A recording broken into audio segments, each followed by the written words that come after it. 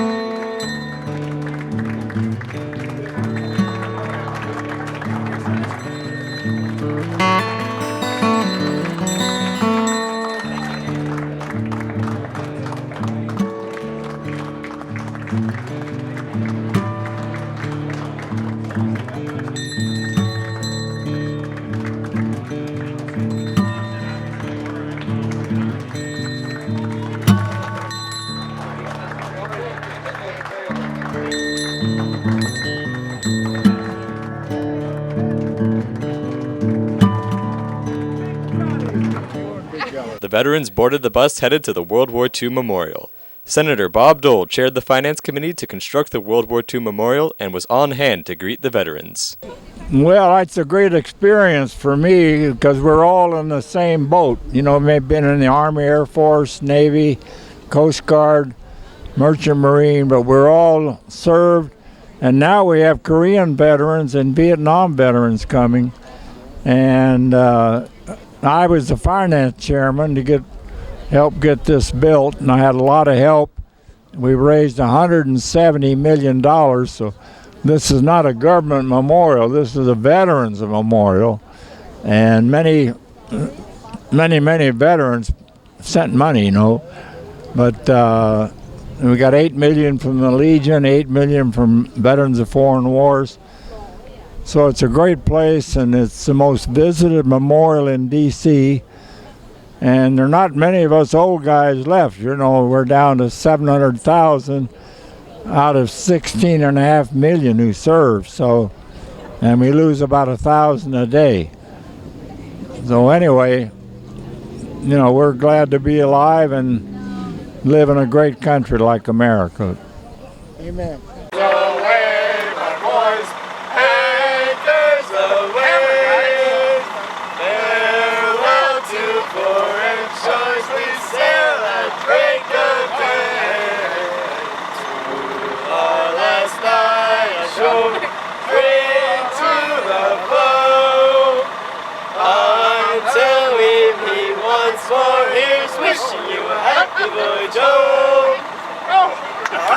The ceremony that you are about to witness is the changing of the guard. In keeping with the dignity of this ceremony, it is requested that everyone remain silent and standing. Thank you.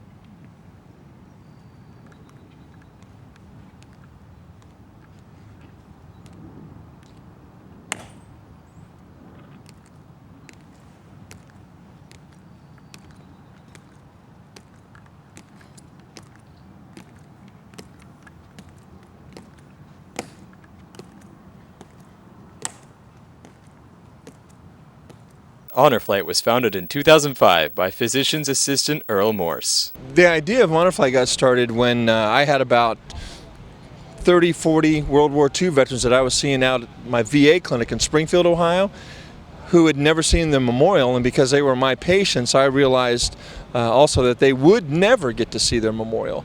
So I started recruiting other pilots, and we started bringing the veterans out here, about 12 at a time and then 24 at a time, and it just gradually grew all across the country. Right now we're transitioning to World War II, Korean and Vietnam veterans, and our top priority of course is any veteran that's terminally ill. At Honor Flight, we haven't figured out yet which veterans do not deserve to see their memorial. Of course, every veteran deserves to see their memorial, and it's only through public support and wonderful folks that feel that it's important that these veterans come out here and experience America's thank you for their service. And we're so grateful for all the support we're receiving from all across the country. The veterans were given a police escort everywhere they went in order to honor them as well as save them time from the heavy Washington, D.C. traffic. A number of veterans shared their experiences in the military. See, I was in the Navy, U.S. Navy, West Coast, nice trip to Alaska, went into the ice fields, 384 miles from the North Pole. It is 22 stories that we rappel down. Each one of us gets a chance in the afternoon to have a chance at rappelling down as many times as you want. Our division started at the Battle of the Bulge, and we were combat medics, and we were very busy guys trying to get all those fellas that got injured up the hill so that they could take them back to the earlier stations. But we had about 10 litter squads going for about 24 hours to keep up with it. So they finally busted through the Battle of the Bulge, and then we were told by the generals, now we must take the Maginot Line out. So it took us a while to get that, and we managed to get a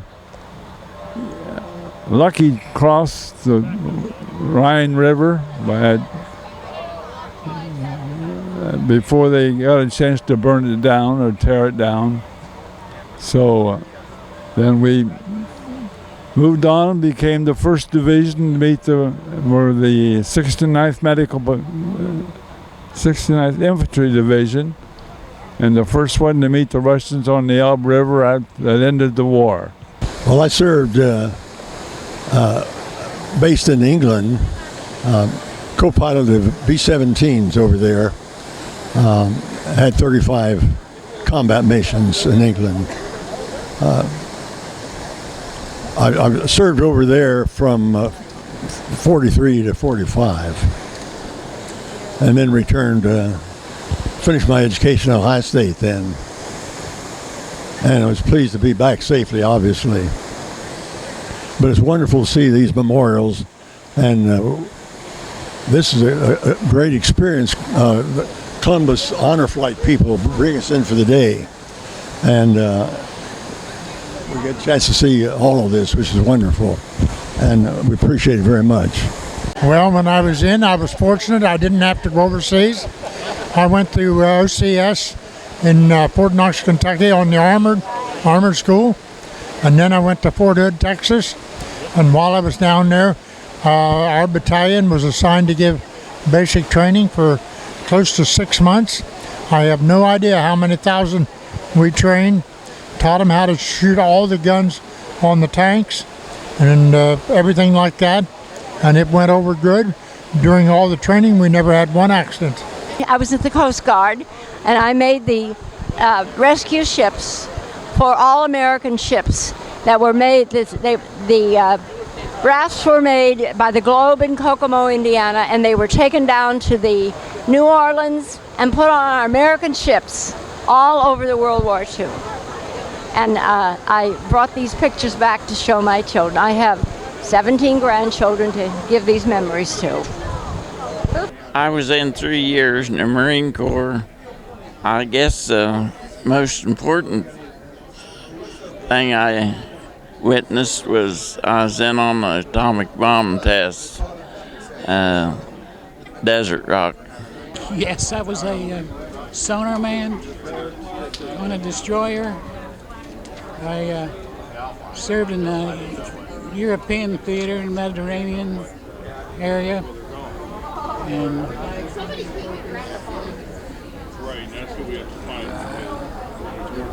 I had experience detecting Russian submarine, mainly in the Cold War. I trained in California and at the Naval Air Station because I flew a P-38 and we flew off of the North Island Naval Air Station.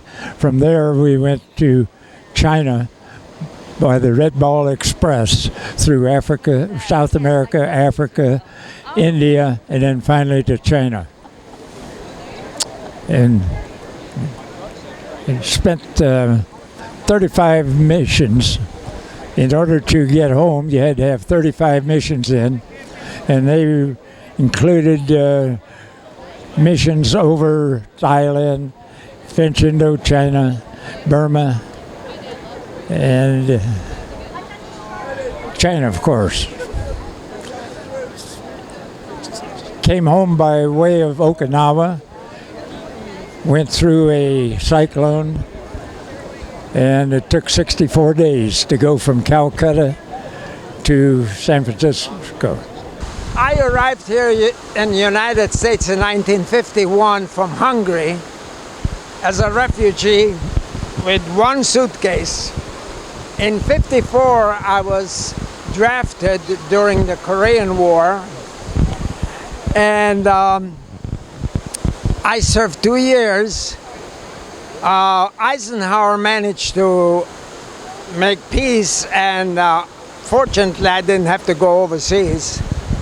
After I was discharged honorably, I had a couple of real good jobs in electronics, and all of a sudden here comes a registered mail again that the Cuban crisis is on, and I I've been drafted again. So I had to go in back to the service, and it took the Army 4 months to find out that they made a mistake. I was in a special unit called the Navy V-12, which was an officer training program. They were training for officers, whether it be medical or doctor, dentist, or so on. I was training to be a chaplain, and so my experience was at Baldwin Wallace College in Berea, Ohio, and then McCormick Seminary in Chicago, but I never went on into the chaplaincy. Well, I was lucky enough to get in toward the end of the war, and they sent me over to the Philippine Islands, and I was in the sub base at Subic Bay, and worked there for a while, and then I was assigned a tanker. We did tanker work in Subic and in Manila Bay. We were anchored off Corregidor, a very famous point, and Cavite Point. And then after that term was over, we came back to the States, and I helped decommission an APA at Mare Island. I got in right at the end of World War I. World War II. I was in for Korea, and I got out right after Vietnam got started. Okay, the movie We Were Soldiers with Mel Gibson. Leonard Schroll from Hastings, Pennsylvania was in that movie. And if you watch the movie at the end, when it was over, they showed the caption of all the boys that were in there, and he was one of them. And that was in, he was killed in Vietnam in 1965. And if you watch the movie, he's in the second to the last caption at the end, I think. You'll see his name, Leonard Schroll. On behalf of a grateful nation, we'd like to formally thank you. Are we going up or what?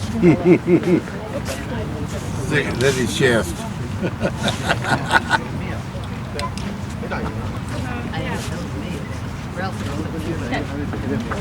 Michelle?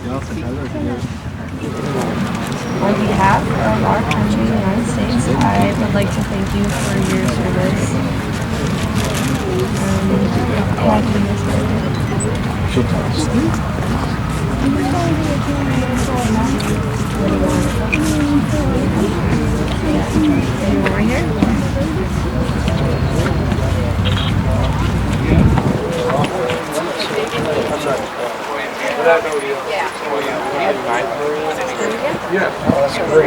Thank you so much. Thank you.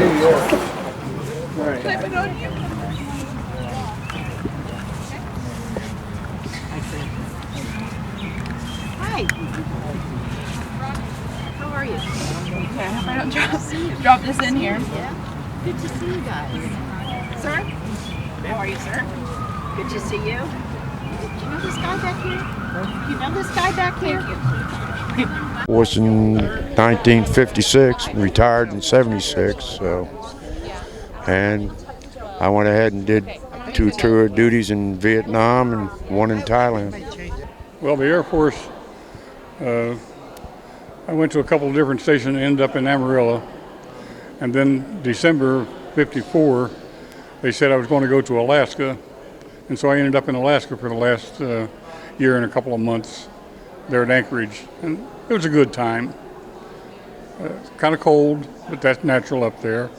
And then later on, after I went to school and looking around for a job, couldn't get one, so went back to the Air Force, no Army, no Coast Guard, took a test and passed. Ended up in Southern Italy for a year, came back to Michigan, then I went over to Groton, Connecticut, and I spent the last year there being an instructor in electronics school. That was a good time. I put about 5 or 6 classes through, and it was good. I had a great time in both the Air Force and the Coast Guard. A number of midshipmen from the Naval Academy met us in Washington, D.C. to serve as guardians on the trip. I'm a senior here at the Naval Academy. I'm graduating in May, so 2 months away. It's time to reflect back on what we've done and thank the veterans for their service. And Honor Flight's a great way to give back, an opportunity to see people like World War II veterans, Korea veterans, Vietnam veterans. So it's a great opportunity for us to come out here and say thank you to those who served before us.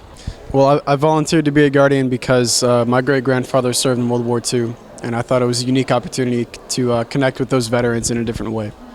Okay, so I got involved with the Honor Guardian program just because the Academy sent out an email to all the midshipmen saying that there was an opportunity to go with veterans to DC and look at all the different monuments, and so I thought it was a really great opportunity not only to look at all the monuments once again in DC, and to remember the sacrifice that our veterans made for us, but also it was a great opportunity to connect with people who actually served in these conflicts and to get to know them and to learn their experience and their life lessons from them. And it's been a really rewarding experience thus far. I've heard stories not only from my veteran but also other veterans as well, and it's a very touching experience and a very rewarding experience. I recommend it to anybody who would be considering doing this. It is a special experience to be a guardian on the trip. All guardians pay their own expenses for the trip. A few of them talk about their choice to be a guardian. When I spoke to him, I said, what are you anxious about? What makes you nervous? And he said, seeing that wall, I don't know if I can do it. And we got him to the wall. And I also asked if there was anybody he wanted to find. And he said, no, I don't want to see it. And we got to the wall, and he got there, and he found the name. He wanted to find the name, and he found the name he needed to see. And later, he was a completely different human being. And I asked him, tell me what that flight meant to you. His name was Mike Hughes, and he says, my entire existence is so much more at ease. I've had more community and more friends that have come out, and I feel like a better person for this. So helping with that healing was very impactful. On that same flight, I had a gentleman, E.T. Dameron, who wore his uniform, and he said he wore it because he was told he not to wear it when he came home. And it was really important for him to wear it that day. So I'm so glad he had that opportunity, and these guys are just so great. Honor Flight is my passion, and I've been actually a guardian twice and just feel the love, and it's my passion. It's my deep passion to give back to these veterans and to be able to love on them, respect them, share their stories, and it's a fantastic opportunity for me to be on this leadership team. It's the sheer excitement on those veterans' faces, being able to see them come off the plane and see those people waiting to welcome them, and then to have them see the school kids or the tourists that just stop out of their whole tour and go right over to our veterans and shake their hand. That's what keeps us going, just knowing that they're going to have a great day and be thanked for their service that they haven't had in the past. Most memorable experience so far? Probably when a lady was standing at the airport waiting for our veterans to come off the plane, and she came rushing over. She heard that there were going to be World War II veterans there, and she was standing and she was so excited she couldn't wait. And her name was Rose. And when the last veteran got off the plane, and I went over to her and I said, why are you so excited? You were the most excited in the whole group. She said, I would not be here without them. My parents were in a concentration camp. So she wanted to be able to thank them for releasing her parents, fighting the war so that they could get free, and then she was born. We want to have you once again experience Mail Call today. So we have had several volunteers hard at work in our office, making some phone calls, and there's different school groups, different just children who will oftentimes write letters for you. So we also have Mail Call for you today.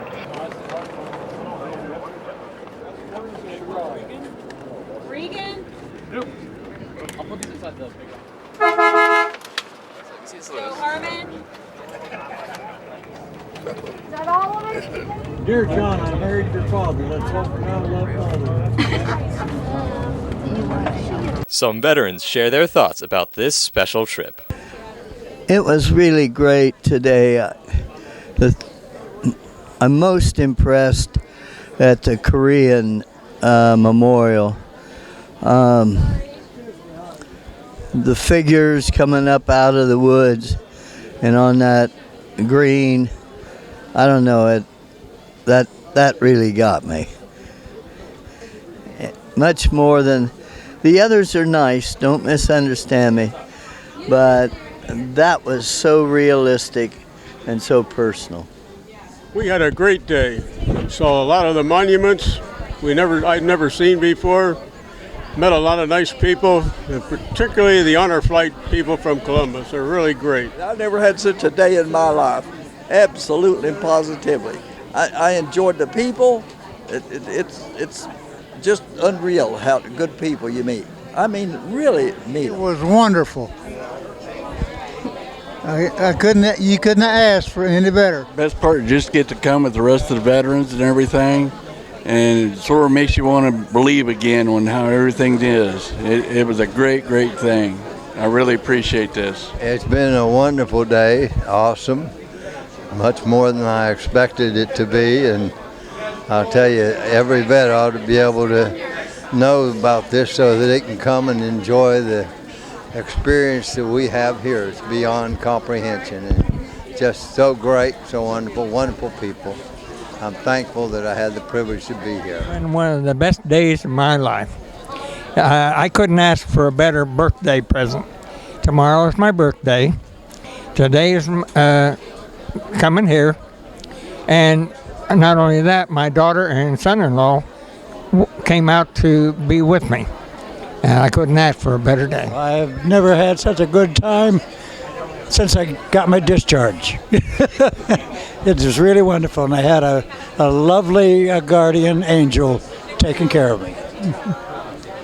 That's all, but I'm looking forward to going home and so I can brag and tell other people what a good time I had. Today was great. We got to see a lot of things, and more importantly, I got to share it with my stepfather, Fred. He's a Korea and World War II vet. I'm a Vietnam vet. We got to do this together. It was terrific. Thank you. Fantastic. Best day I've had in 20 years. Really, I'm serious.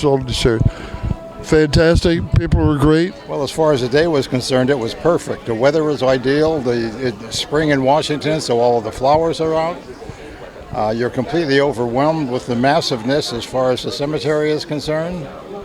The support that we got from the midshipmen were the very present supplies. This is the future of America that we're looking at, and these men and women are a true inspiration. That whatever we did as far as the country was concerned, they're going to carry it on, and it was great. That was my highlight. This day would equal my wedding date in significance to the importance of the day and how well coordinated it was. I've had a wonderful time. I could not say the dedication of everybody is just unreal. I get back to my little town of Gahanna. I hope to convince some other merchants and friends to climb on board and donate and help make this thing, sustain it farther than it is. God bless and thank you very much. I'm 92 years old, and I was in the service for 4 years during most of World War II. I am so impressed with the young people that are out there now. I felt that we were losing our youth, but there's a lot of really wonderful young people out there, very dedicated, and I'm proud to be an American, and I realize that there are still Americans out there. It was a great day for me.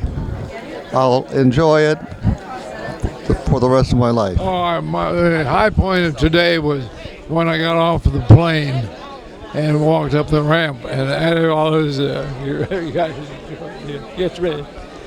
All those guys out there waiting to greet you. I didn't look for that. So that was the top part of the day for me.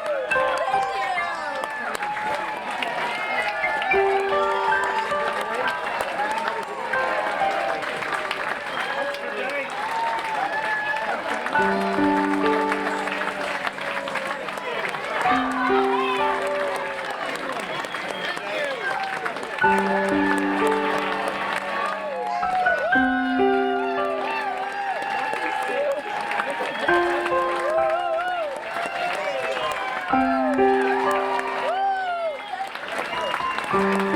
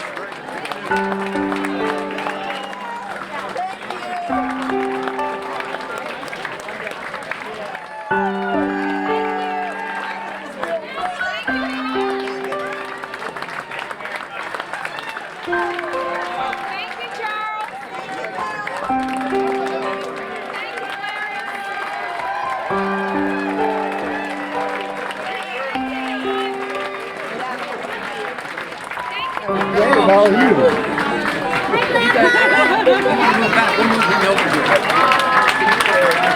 you?